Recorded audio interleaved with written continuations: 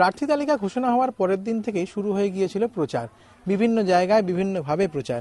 কিন্তু আজকের দিনটা দোলের দিন, তাই সরাসরি প্রচার নেই, কিন্তু তার মধ্যে রং মাখতে উদ্যত প্রত্যেকেই। এই মুহূর্তে আমার সঙ্গে রয়েছেন যাদবপুরের সিপিআইএম প্রার্থী সুজন চক্রবর্তী। আর বোঝাই যাচ্ছে যে রং কিন্তু মাখা হয়ে গিয়েছে, সকাল থেকে প্রচুর রং মাখা হয়েছে।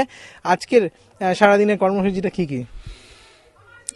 সচরাচর দোলের দিনটা আমি ফার্স্ট হাফটা বাড়ি থাকি, পাড়ার ছেলেরা আসে শুভেচ্ছা বিনিময় হয়, তাই হবে। একটু পরে স্নান ফান করে 3টে নাগাদ বেরোবো। আজকেও কি প্রচার রয়েছে? হ্যাঁ, কয়েকটা জায়গাতে যাব, প্রত্যেকবার তাই করি। সেকেন্ড হাফটায় বেরোই, সেকেন্ড হাফেই বেরোবো। নির্বাচন না হলেও যা করতাম, নির্বাচনেও একই জিনিস। আসলে আমাদের ক্ষেত্রে কিরকম জানেন, আমরা যেহেতু সারা বছরের রাজনৈতিক সামাজিক কর্মী, ফলে ভোটের জন্য সবটাই স্পেশাল এমনটা না। যারা ভোট পাখি, শুধু ভোটের জন্য পার্টি করেন, তাদের সবটাই ভোটের জন্য নতুন করে অঙ্ক কষে কষে করতে হয়। আমাদের তো তা না। যেহেতু কদিন পরেই লোকসভা ভোট, স্বাভাবিকভাবেই দলের একটা প্রস্তুতি রয়েছে, সেখানে ভোটের কতটা প্রভাব পড়ছে? আমি ওই কথাটা বলছিলাম, সারা বছরই জনসংযোগের সঙ্গে থাকি বলে আলাদা করে অকেশন ধরে জনসংযোগ খুব দরকার সবসময় হয় না। কখনো কখনো কোনো ক্লাবের অনুষ্ঠান থাকলে বিকেল টিকেলের দিকে তাতেও যাই।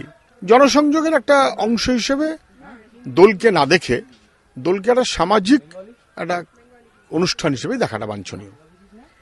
আজকে তো বেশ কিছুটা আবির মেখেছেন, কিন্তু চোখটা নিশ্চয়ই থাকছে 16 তারিখ আবির মাখার দিকে, 16ই মে।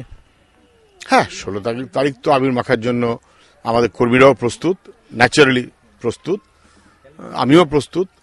নিশ্চয়ই মানুষের সেই ভরসাই থাকবে 16 তারিখে ভালো করে সবাই আবির মাখবেন।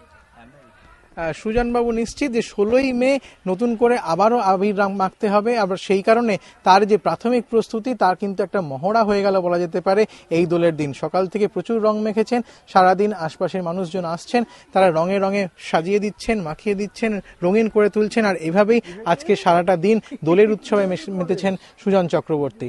সঞ্চয়ন মিত্র, এবিপি আনন্দ, কলকাতা।